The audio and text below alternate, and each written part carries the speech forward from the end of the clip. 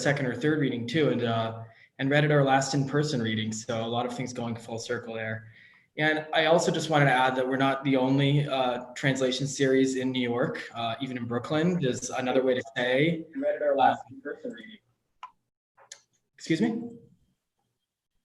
Maybe that was me echoing on myself. There's another reading series called Another Way to Say that's also at Molasses, and a newer one called Jill that's focusing on women and non-binary readers as well, working from translation. So there's a lot happening, and we happen to be doing something early, but we're certainly not the only show in town, and I hope that people can look into those programs too. So thanks so much, Jen, for working with us and setting this one up. We usually have a summer reading in July, so it was a pleasure to have this sooner.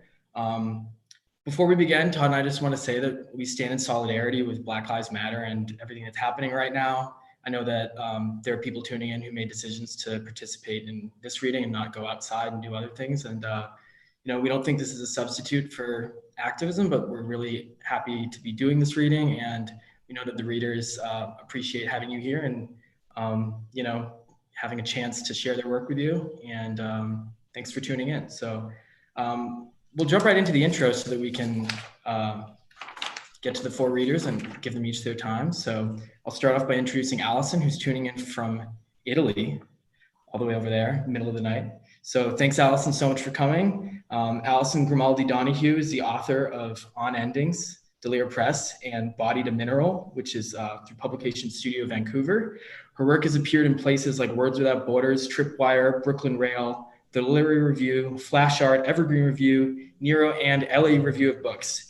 She's been a writer in residence at Mass MoCA and the Vermont Studio Center, and has been a visiting translator in the Italian department at Middlebury College and Smith College. She's teaching creative writing at John Cabot University in Rome, and her translation of Carla Lonzi's self-portrait is forthcoming from Divided Publishing in September 2021, which is big news.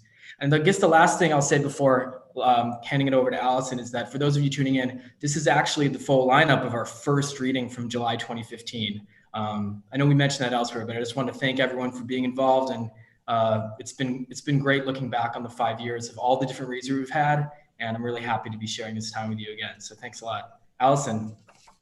Thank you, Sam. Thank you, everyone. This is really wonderful to be here right now, live on Zoom together again. I wanted to first start with something that I've written that's coming out in the Massachusetts Review this summer. And it's a bit about translation and my current approach to it.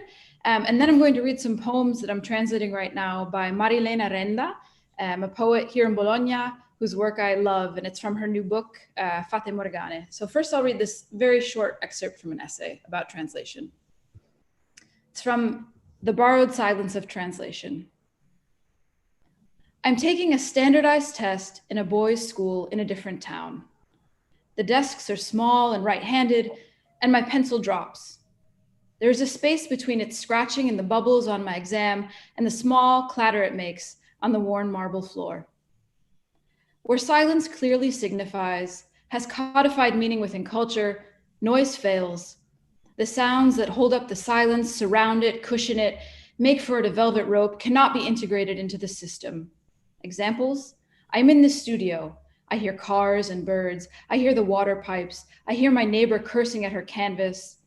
They are background. I can focus on them or not. Or I can focus on the quiet of this empty house.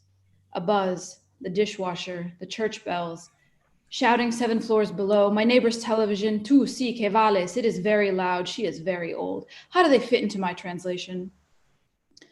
I have a recurring and frustrating conversation with one of my students in an evening creative nonfiction class. The students, all traditionally college-age undergrads, come in tired and world-weary at 6 p.m. They sit down and this one student starts talking about John Cage again. She uses his 433 as an example for everything. One of her favorite things is to tell me she could have done it. I tell her, but you didn't do it. And then I say, every time someone makes that comment about contemporary art, an artist dies. At some point, we get talking about the role of silence in writing, of the pause, of how to use space and breath for dramatic effect in her sad, sad love stories. She brings up Cage again. Lately, I'm very interested in exploring the parts that society deems empty, because I'm convinced Nothing is ever empty, not the air, not our pauses, not the gutters between the frames in comic books.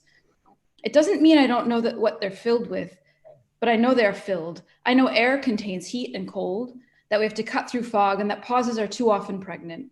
Lines of flight in my translation, deterritorialization, and destratification. And so, in the spirit of us and them, I started with something that was just my own, but this is something that is a translation. So I wanted to read first just the first Italian poem, and then the rest I'll just read it only in English. But it's from this poet Marilena Renda, her new book Fate Morgane, which Fata Morganas is their mirages. And the word comes originally from Sicily, from the Strait of Messina, where visions were always seen above the water. Su treno per Agrigento ho perso la giacca e la poesia che avevo scritto sul biglietto.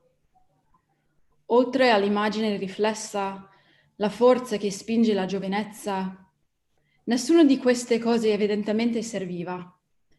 In apparenza anche Pirandello aveva poche cose. Al centro del salone c'era un vaso con un'agave.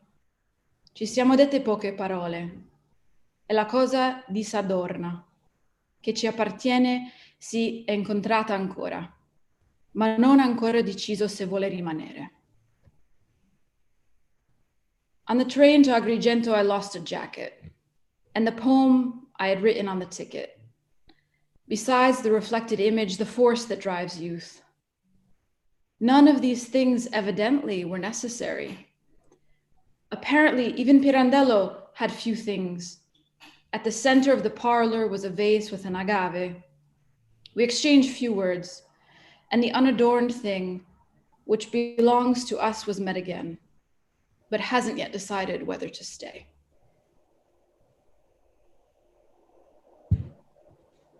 In Taormina, Caitlin Thomas was not welcome. The proprietress of Casa Cusini made her understand that, but the blonde with high heels clamored for the path. She was known for having little self-control and didn't know that in '59, women in Sicily had to guard their movements, words, even dreams. She was seen pirouetting drunk the night on the boulevard that gives way to emptiness, then falling in love with a sturdy man from that place to find a nest like any other sparrow. Looking at the soft folds of her hair and hands, she didn't seem like a survivor of poetry. Goethe sees the stars but doesn't believe in apparitions. He stays himself in Sicily even when the sky forms an arch of clouds curved to the impossible that rest on lands near but far. He has never seen Cagliostro, but pretends to know him, to discover the face of lies and invention. I bet, says the mother, that you have never seen our grand festa di Rosalia. Believe me, there's nothing like it in the world. In the hotel, the mirror is populated with other selves, strangers who would like to offer money to Cagliostro, to believe in illusions, that fairy tales exist even if we don't know how to give them a name. But it is late, the journey is long. It is impossible to be tempted by lies. It happens running into the darkness that makes black the stars. But you don't stop. You don't make offerings to the darkness.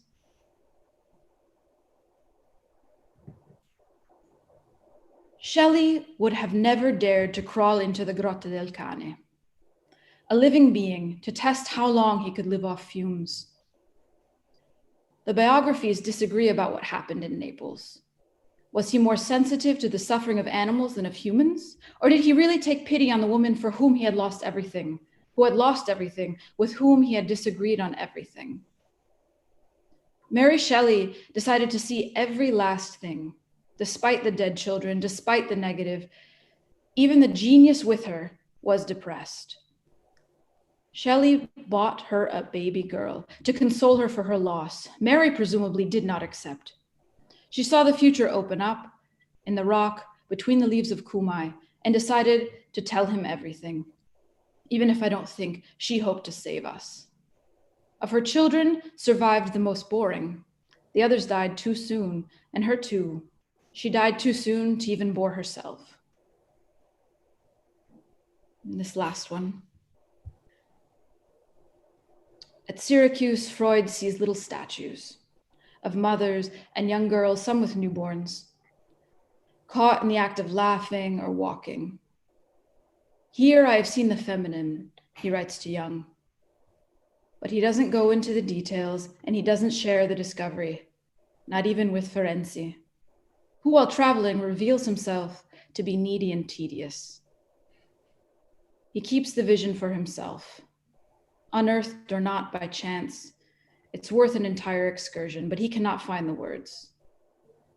Perhaps he had desired it for too long, and anyway, it's useless to adorn the truth in detail. He writes to his wife, "Next year is impossible. It's too costly to come here as 3, as 5, as 11. I should set myself to manufacturing buckles and matchsticks. I will keep Sicily for myself. No one wants me." Thank you.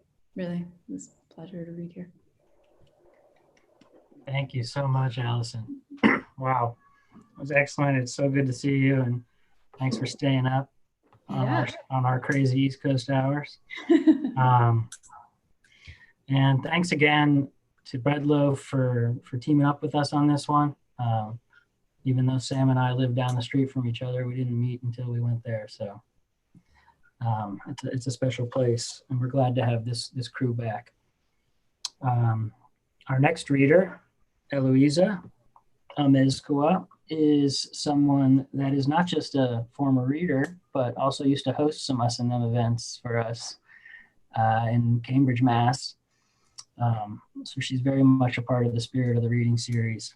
And I just want to say how amazing it is to see how far everyone's come in these last years. I think either none of us had a book, or maybe we had some small thing going on, but Eloisa now has a book, From the Inside Quietly, out with Shelter Belt, chosen by Ada Limon. And she's a McDowell Fellow. She runs Costura Creative. If you don't know it, check it out. And she's got a new book, which I am so excited to see. I saw some of these early poems, and I hope she'll read some today. Fighting is Like a Wife, coming from Coffee House Press. Eloisa Amezcua. Thank you so much, Todd and Sam and Jennifer. And it is so incredible to be reading here with these 3 other readers. Because it feels like just yesterday we were at an Ethiopian restaurant getting food before the first ever Us&Them reading, which is just like crazy. So this is, in the last 5 years, I feel like this has been one of the most consistent things in my life, having like moved 3 different states and just a lot of like career changes and things like that. But Us&Them has been there kind of throughout that whole process, which is really strange. Buddha Cafe, yeah. Is it still there, Todd? It is? Okay. Well, once things reopen, everyone should check out Buddha Cafe. They're delivering. They're killing it. Oh, there you go. There you go. Get delivery. Do they deliver to Columbus, Ohio? No. I'm afraid not. Okay. Thought I'd check. So I'm going to read 4 poems total, 2 by Pablo Medina and 2 by me. And these poems and translations by Pablo are really special because he was actually my teacher and my mentor, and the person who introduced me to translating.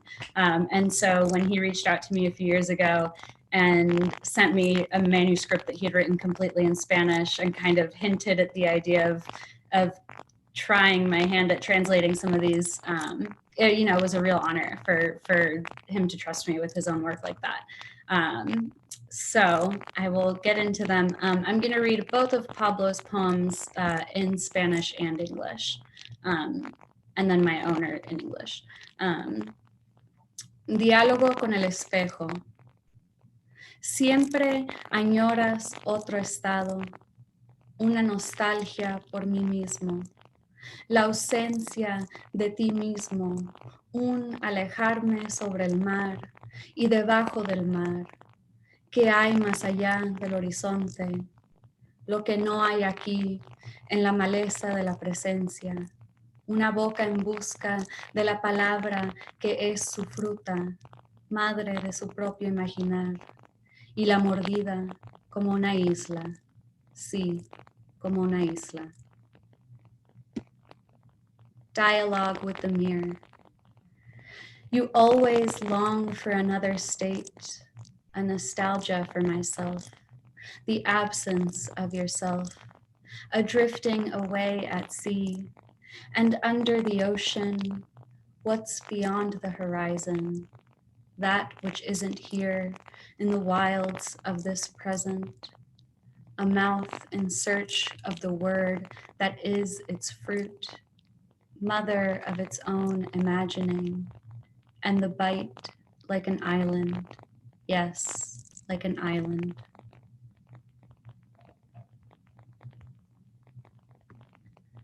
«1958.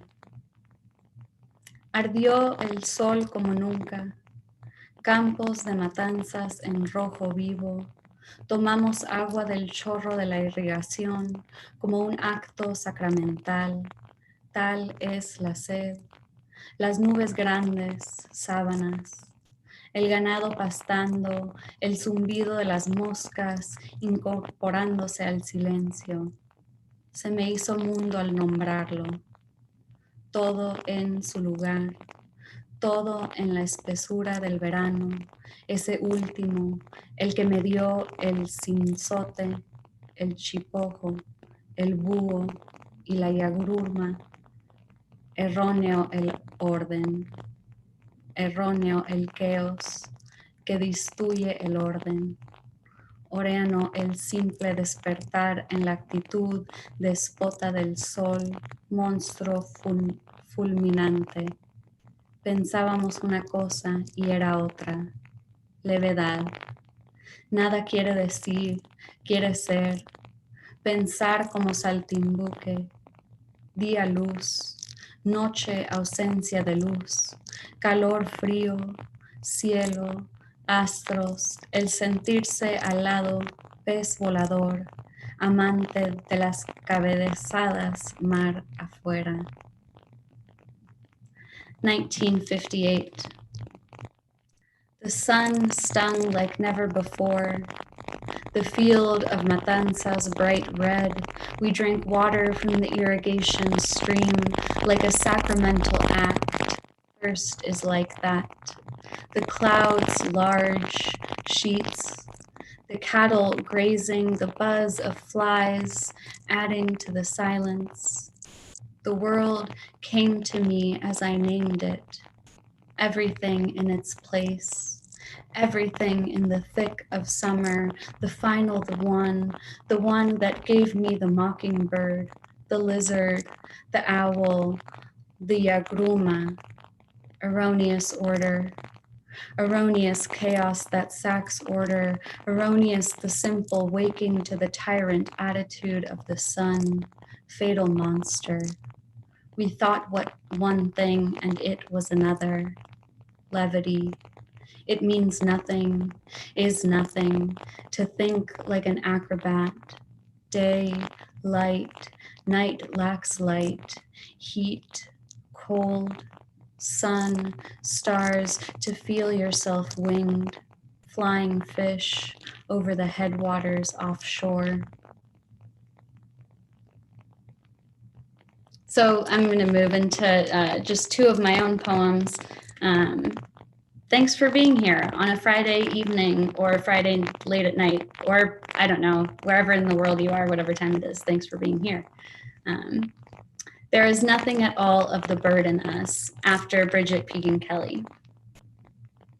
I take pictures of the dead birds I see on the ground obsessively. I don't remember when this started.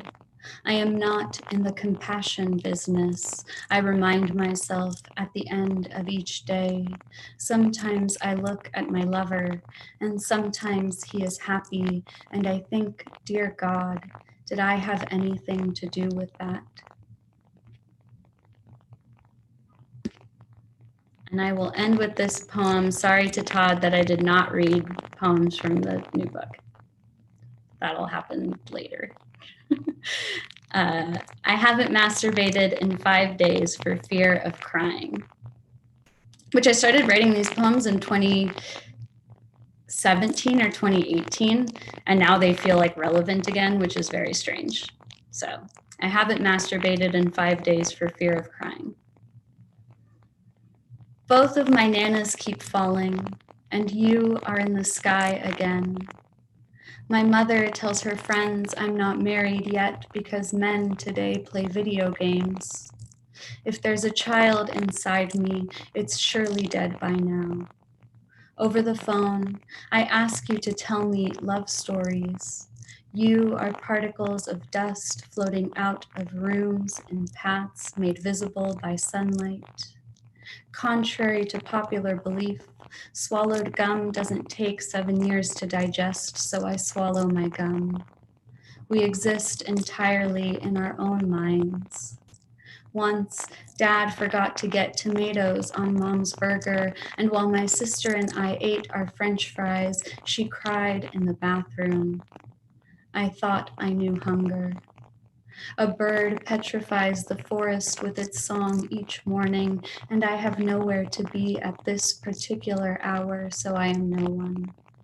All centuries are this moment. All names are your name. Thank you. Wow, Eloise, thank you so much. That was so beautiful. I'm having all these like memories come up of the different events we've done together. Eloisa and I actually did an event in Cuba a few years ago, and I'm remembering like meeting Allison, Laura, and Todd at Bread Loaf, and those early conversations of like what Jen said, like, oh yeah, I also write and translate. Is that odd? Maybe it isn't odd actually. So those moments of recognition, that's part of what we're trying to create with the series. So we'll move on and introduce our next reader, Christian Golette, who's a 2019 National Poetry Series finalist. His poems and translations have appeared or are forthcoming in the Kenyon Review, New England Review, Pleiades, Colorado Review, Smartish Pace, Guest House, Cherry Tree, Queen Mob's Tea House, Meridian, and elsewhere. He's the editor-in-chief of the Courtroom Review and is currently a lecturer at the University of California, Berkeley. Christian, thanks for sharing your work with us. Thank you for having me. Can everybody hear me all right? Excellent. Thank you. This is such a pleasure to be here. Thank you to Bread Loaf and Jen for having us, Sam and Todd for organizing this and bringing all of us together. Allison and Eloisa and Laura. It's a pleasure to read with you all, and I think so fondly about our time on the mountain, and that it also, one of the many things that it did was bring us all together, and that this series has also been sort of a constant in my life, has also been a real joy. So thank you very much. And thank you to everybody out there, wherever you are, welcome. I'm going to be reading today translations of poems by a Swedish poet, Christopher Folkhammer, and I'll read 6 poems, and I'll tell you just a little bit about him before I start. Let me just make sure my timer is on here. Christopher Folkhammer is a Swedish poet, novelist, and literary critic based in Malmö. He's one of his generation's most critically acclaimed writers, addressing issues of gay identity and desire. He's published 2 collections of poetry, in addition to novels and criticism. The first, called When He Kissed Me, I Lost Everything, published in 2012, which is a collection of prose poems on that had a lot to do with loneliness and belonging and desire. And his most recent book, which just came out a few weeks ago, called In Time Tonight, which is a departure from that book and more of a minimalistic, really rhythmically composed collection that deals with fellowship and submission and sickness and desire. He has a very unique voice that brings a tension between very lyrical elements that can be very dreamlike at times, and also narrative intensity. all of which speaks to the struggle to understand oneself in a fractured world. And the poems often explore the pressures of, in addition to desire and other things, homonormatization, reproduction, notions of shame and intimacy, temporality, and the erotic. So I'm going to read one poem. I'll read one in Swedish and then in English, and then I'll read the rest in English. And they are all untitled as well. Ska kunna längta, löften lagras, sandbankar rör sig, överfylld och upphävd. De har ställena, internationella flygplatser, gör mig alltid så mjuk och öm. Jag låtsas blunda, lyssnar till blåsten i de soldränkta rusbuskarna. Pratar om det så sakta som möjligt. Plötslig kropp, långsam blåst, byter bort. Det blåser i min kropp. Min homosexuella kropp går sönder i bitar. Craving, promises stored, sandbanks move, overcrowded and overridden. These places, international airports, make me always so soft and sensitive. I pretend not to notice. I listen to wind in sun-drenched rose bushes. Talk about it as slowly as possible. Sudden body, lingering wind, barters away. It blows within my body. My homosexual body goes to pieces.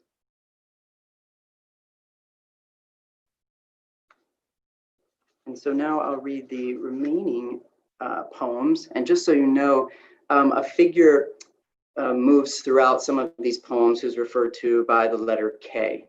So that's, whenever you hear that letter, that's what's being referred to.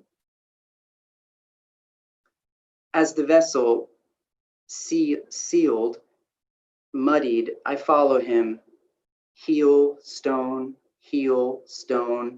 at different intervals. He looks over his shoulder, tiptoes, heel. His acceleration barely noticeable, spikes, heel, back claw covered.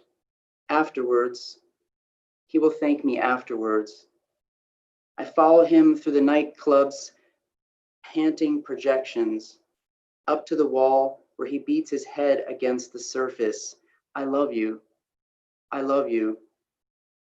Glass, cement, spikes, brick, anything that leaves a mark.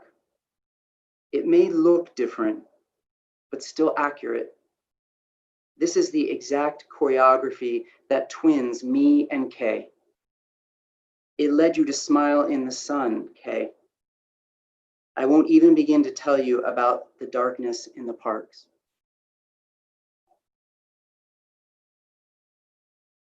Like gold, like an almost infinite number, the water and the walls, how rare unknown pieces would fit. We wrote whatever seems like forever, love poems, letters, petitions, small ads, do not stop, like singular pairs of hands that tried to link water. We did not want to come up with something. The coastline where we have always been standing, the erosion beneath us tickled. We fell and held and fell and held. I wake up sometimes with craving in mind, whiplash cravings, contrary craving, life is long craving.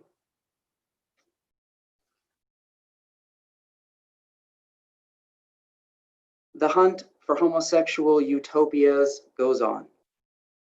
Now my name is the ancient Greeks. Now my name is the Boy Scouts fighting.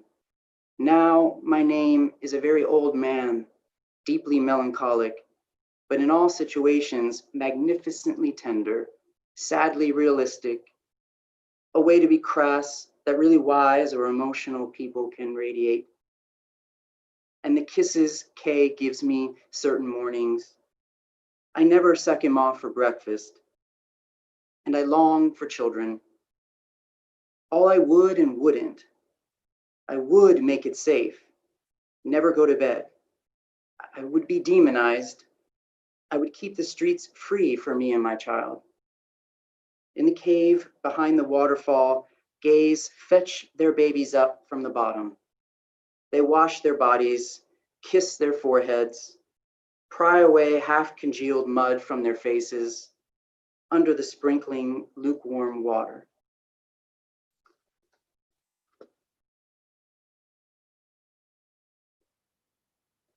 External review of gravity.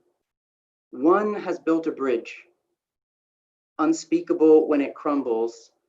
I walk over it and know that it holds, that I'm making it fall apart as I walk, while at the same time, I know that it holds.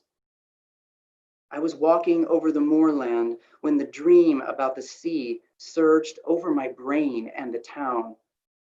The coast moves inland, the terrain shrinks. Looked like it would go on, but it receded in several places. Life works like this. All reading and all explanation, biological, graphic, makes us dizzy. It's always like this when we're together. We are always. Explanations keep us in ecstasy. Thanks so much for having me. Thank you, Christian. Those were so good. Those were so good. I hope you're putting them together. Thank you Hey. so much. All right, everyone, we're going to move on to our final reader here. Thanks again for tuning in. I'm sure we'll have something to say to you at the end, so stick around for any final notes and news about future readings.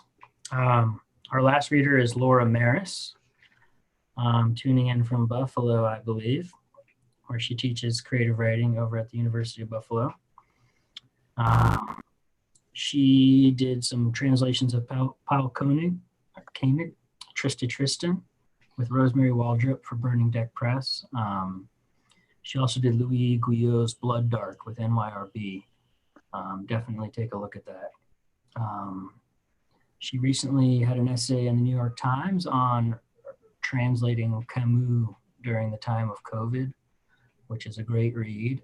And that is exactly what she's doing, translating Camus in the time of COVID. So, Laura Maris, thanks for joining us. Thank you so much. It's really a pleasure to be back here.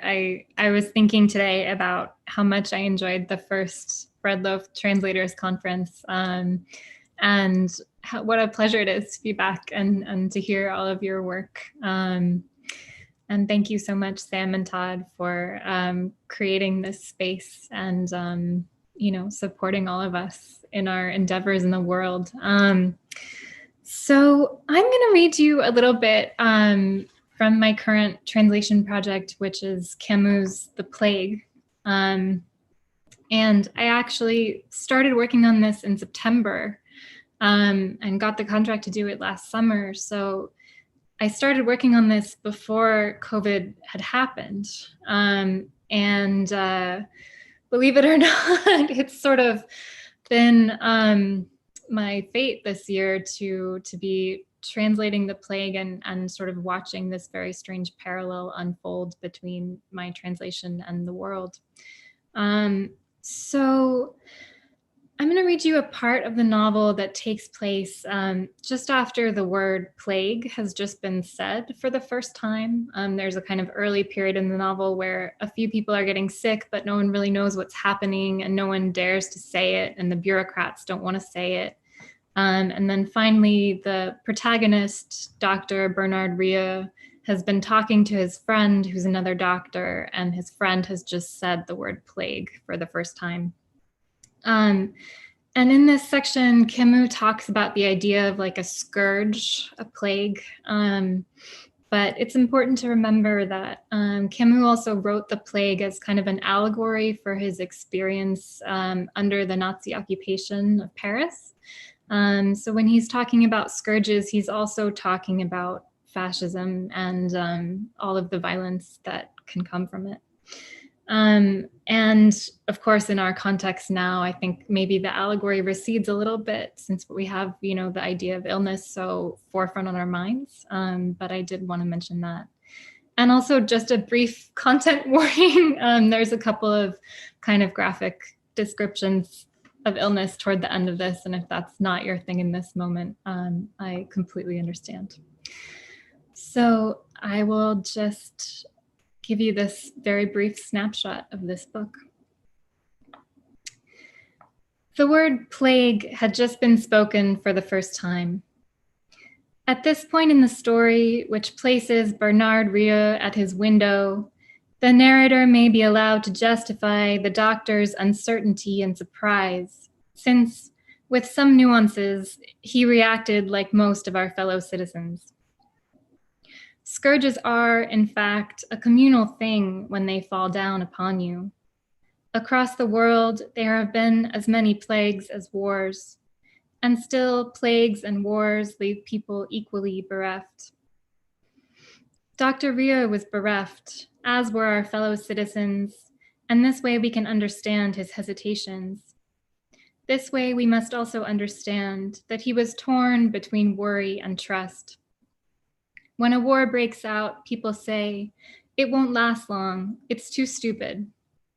And no doubt a war is certainly too stupid, but that doesn't stop it from lasting. Stupidity always insists. People notice it if they aren't always thinking about themselves. Our fellow citizens in this regard were like everyone else. They thought about themselves, which is to say they were humanists. They didn't believe in scourges. A scourge is not on a human scale, and so people say it isn't real. It's a bad dream that will pass. But it doesn't always pass, and from bad dream to bad dream, it's the humans who pass and the humanists first because they didn't heed their warnings. Our fellow citizens are no guiltier than others. They forgot to be humble, that's all, and they thought everything was still possible for them, which supposes that scourges are impossible. They continued to go about their business, they prepared for their journeys, and they had their opinions. How could they have thought a plague would remove the future, the trips, and the discussions? They believed themselves to be free, and no one will be free as long as there are scourges. Even when the doctor had admitted in front of his friend that a scattered handful of patients without warning had just died of plague, the danger remained unreal to him. Simply put, when you're a doctor, you have an idea of pain and a bit more imagination. Looking out his window at the city that hadn't changed, the doctor could barely feel the awakening of that slight aversion to the future known as worry. In his mind, he tried to gather what he knew of this illness. Figures floated in his memory, and he told himself that the 30 great plagues in history had produced close to 100 million dead. But what were 100 million dead? When you're at war, you barely have any idea yet of what a dead man is. And since a dead man carries no weight unless you've seen him dead, 100 million corpses sowed across history are nothing but smoke in the imagination. The doctor remembered the plague of Constantinople, which according to Procopius took 10,000 victims in a day. 10,000 dead equaled 5 times the audience of a large movie theater. That's what they should do. Gather up the people at the exits of 5 cinemas, take them to a city square, and make them die in piles to see it a little more clearly. At least then they could put faces they knew to that anonymous pile. But of course, it was impossible to carry out, and besides, who could recognize 10,000 faces? And what's more, people like Procopius didn't know how to count. That was a fact. In Canton, 70 years ago, 40,000 rats died of the plague before this scourge took an interest in the residents. But in 1871, no one had a method for counting rats. People made rough, approximate calculations with clear chances for error. All the same, if a rat is 10 inches long, 40,000 rats stacked end to end would make. But the doctor was growing impatient. He was letting himself get carried away, and he shouldn't. A few cases didn't make an epidemic, and it was enough to take precautions. He had to stick with what was known: the stupor and prostration, the red eyes, the dirty mouth, the headaches, the buboes, the terrible thirst, the delirium, the marks on the body, the interior tearing. And after all that, a sentence came back to Dr. Rieu, a sentence that precisely concluded the list of symptoms in his handbook. The pulse becomes feeble, and death follows when the slightest movement occurs. Yes, at the end of that, the patient hangs by a thread, and 3/4 of people, that was the exact figure, were rather impatient to make the imperceptible movement that would finish them. The doctor was still looking out the window. On one side of the pane, the fresh spring sky, and on the other side, the word that still resonated in the room: the plague. The word not only contained what science intended to put there, but also a long series of extraordinary images that didn't correspond with this yellow-gray city, moderately active at this hour, buzzing rather than noisy, all in all happy, if it's possible to be both happy and bleak. And such a pacifying, indifferent calmness refuted, almost without effort, the old images of scourges: Athens, plagued and deserted by the birds; cities in China full of people agonizing in silence; the convicts of Marseille piling decomposing corpses in holes; the construction in Provence of the great wall that would stop the furious winds of pestilence; Jaffa and its hideous beggars; the moist, rotten beds stuck to the earthen floor of the Constantinople hospital; the sick dragged with hooks; the carnival of masked doctors during the plague; the living people coupling in the cemeteries of Milan; the carts full of dead in terrified London; the nights and days filled everywhere and always with the interminable cries of humans. No, all that was not yet strong enough to kill the peace of this day. On the other side of the pane, the sound of an invisible tram refuted in a second cruelty and pain. Only the sea, at the end of the dull checkerboard of houses, bore witness to what was worrisome and never resting in this world. And Dr. Rieu, watching the gulf, thought of those pyres Lucretius spoke of, that Athenians struck by sickness had built facing the sea. They carried the dead there during the night, but space was lacking, and the living fought with torches to get a place for those who had been dear to them, undergoing bloody fights rather than abandoning their corpses. You could imagine the glowing pyres by the calm, dark water, the battles with torches bursting sparks into the night, and the thick, poisonous vapors rising into the attentive sky. You could fear. But this vertigo didn't hold up to reason. True, the word plague had been spoken. True, at that very moment, the scourge was seizing and throwing 1 or 2 victims to the ground. And yet, this could stop. What he had to do was to clearly recognize what had to be recognized, to chase off the useless shadows at last and take up the appropriate measures. Then the plague would stop because the plague was inconceivable or had been conceived in error.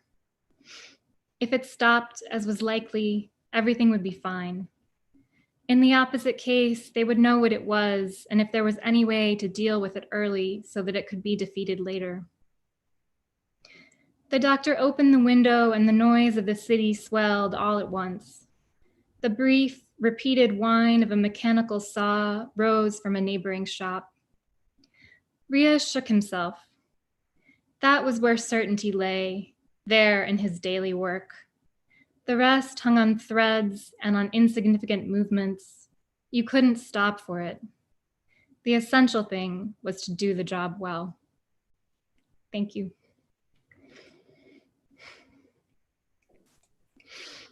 Wow, Laura, thank you so much. I think a lot of us in the States read Camus maybe at some point in high school, but it's going to be really wonderful to have your new translation coming out soon. When is it coming out? Is it later this year or? I think it'll be in fall 2021. Okay, a little while, but after this reading, I feel like we all have so many books to look forward to. Christian's translations of the Folkheimer and Self-Portrait from Allison coming out, also 2021, and Eloisa collection coming out, I think you said maybe also in 2021, Eloisa. Lots of books coming out in the future, lots of work behind this too. So we are, if we make it exactly. I think that this is probably the most efficient reading we've ever done. It's almost sad. I wanted like some messiness, like someone should go like 17 minutes or something like knock that. over a plant or something. Jen, this time if you want to knock your flowers over. We do have some time here, so we have participants. If anyone has a question, and if the readers are amenable to that, if we want to use the rest of our time, if anyone something came up, or also if there's anything, if any of the readers would like to respond to the other readers, we have time. So please, there's space for that.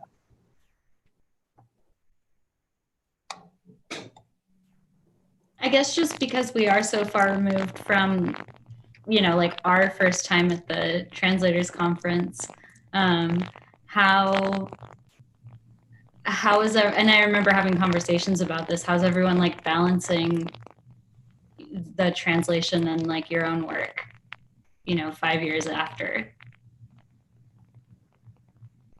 Yeah, well, I can start off by sharing. I'm going to be going to the Bennington remote or low residency MFA starting in January next year. Yeah. Awesome. Congrats! Thanks. Yeah, I've been really busy with literary translation, and I've been able to be a more or less full-time literary translator, which is like I'm a Care Bear or something. Like it's like an impossible creature, but I don't know. I'm feeling like there's more and more room for people to be, asking for money to do this thing because there's an audience for it. So I'm looking forward to being a resource for, translators hoping to do that kind of work in the future too. And, using, for me, like going back and doing the MFA as a way of structuring in deadlines and, spending my time in a way that like I really like allocate the space for that, because I think that all of us, who kind of came of age in this like big first push of literary translation, there's a lot of attention in the industry toward translated work right now, and I think it's easy to let your own work go by in the background. But I don't know. I just feel like there's space in a day, if you can find it. Trying to have the courage to use that space, even if it feels meager. Eloisa, meanwhile, is dropping mad poems. That's really great. It's really hard to do. It's hard to keep up your own work. So congrats. I want to kind of hear from Allison, because you're also dealing with another language, another setting, plus your translation, plus your own work and your teaching. And how do you breathe and survive? I find now that I'm very immersed in the Carla Lonzi translation, that there's a deadline and a book happening. I think one comes out of the other. I find myself, I write about it a lot. I write about translation a lot, but also I find whatever I'm translating, like these poems I read today, it's a book from a poet who is a friend who has published many books. She hasn't published this book yet. And I find when I'm translating poetry, I always somehow, my own work is so influenced by that. And especially with teaching, I think a lot of students come in thinking that they don't want that influence in their life. But for me, it's essential. Like, you don't know where your influences are going to come from. So at least in this case, I don't know how you all feel, but we're choosing the things we love the most to translate. And so if those things influence me, then all the better. Yeah. I like to think of it as like a kind of apprenticeship to writers I admire, it's like, but yeah, it can be careful. Like you want to let in the right voices when you decide who to translate.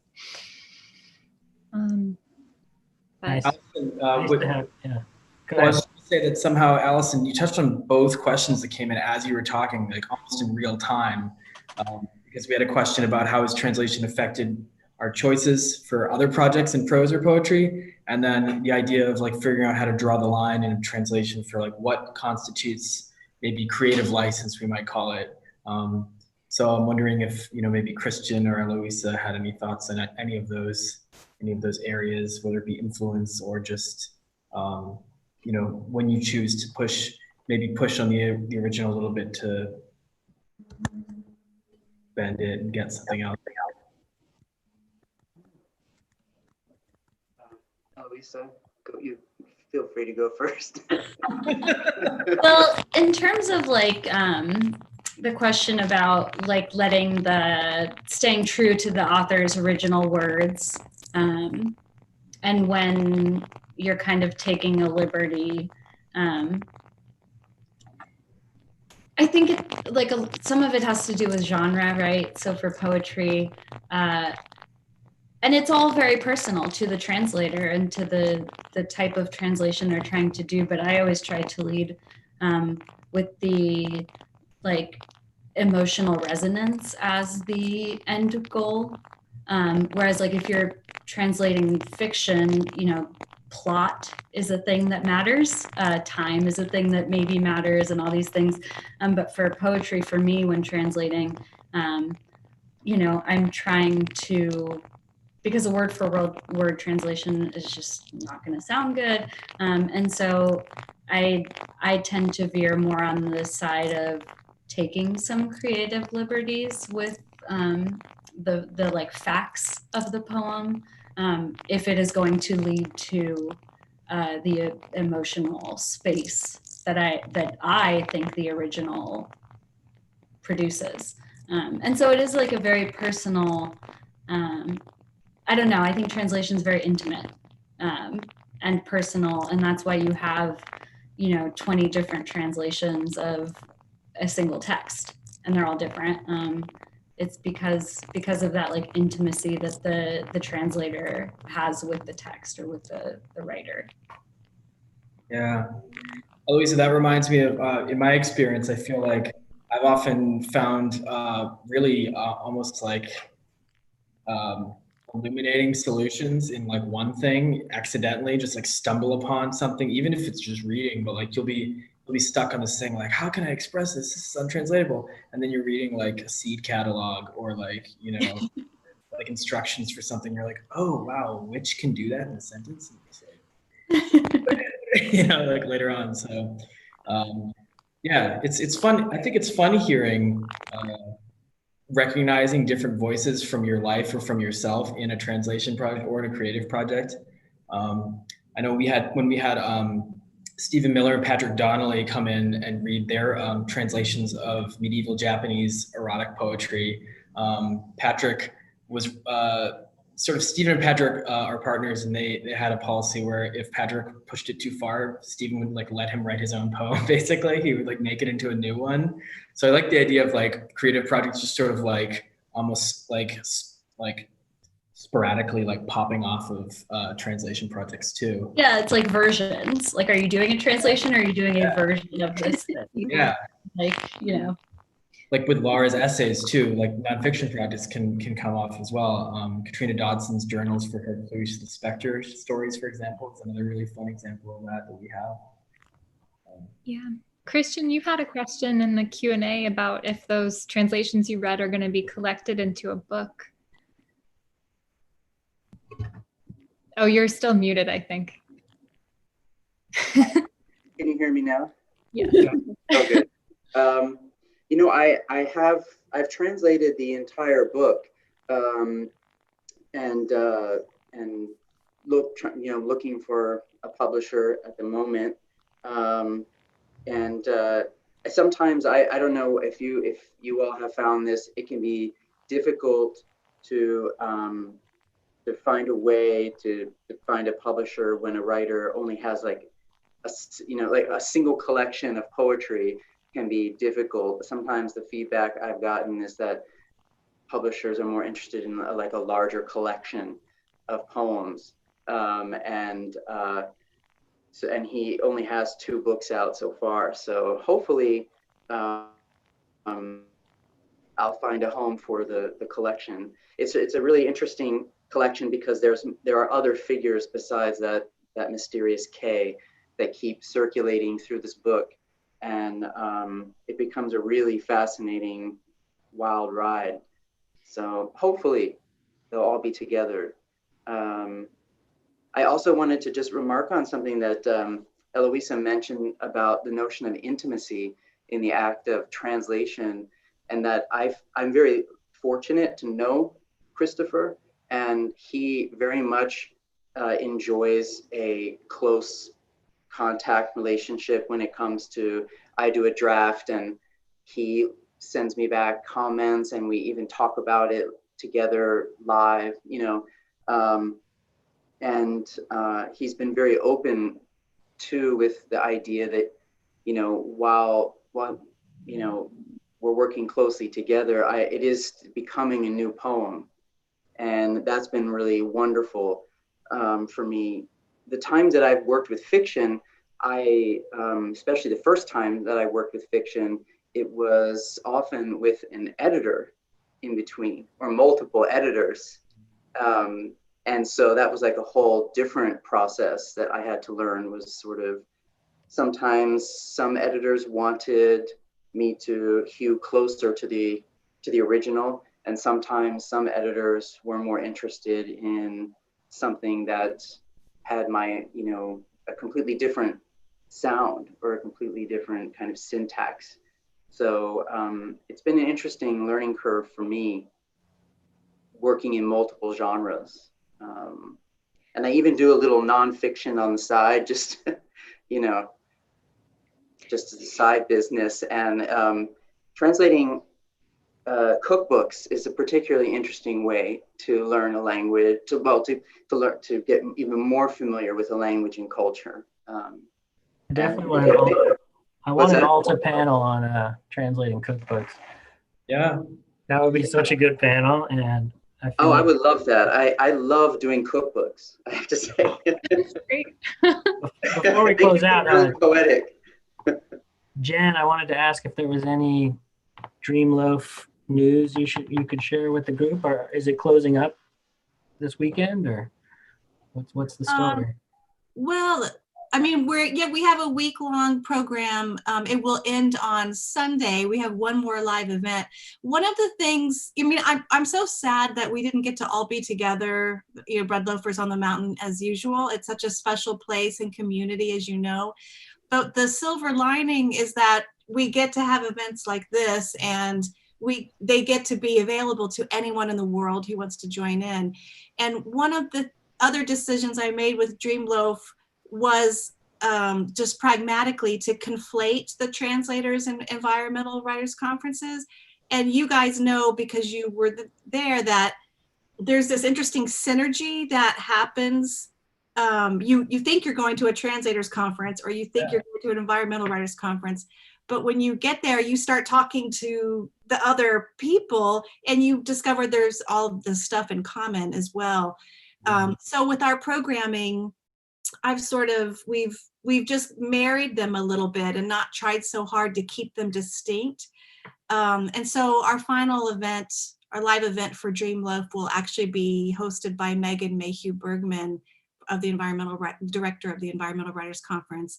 And she's going to be doing a reading and Q&A with Emily Robiteau, and talking about, discussions of climate and under COVID, and also, questions of race and social justice. And as we are all seeing more and more, translation and the environment and social justice and coronavirus, all of these things are interconnected. So this is an interesting moment, and we didn't invent this, we didn't plan this Dream Loaf, but we are trying to respond to the moment in that way. Thanks so much, Jen.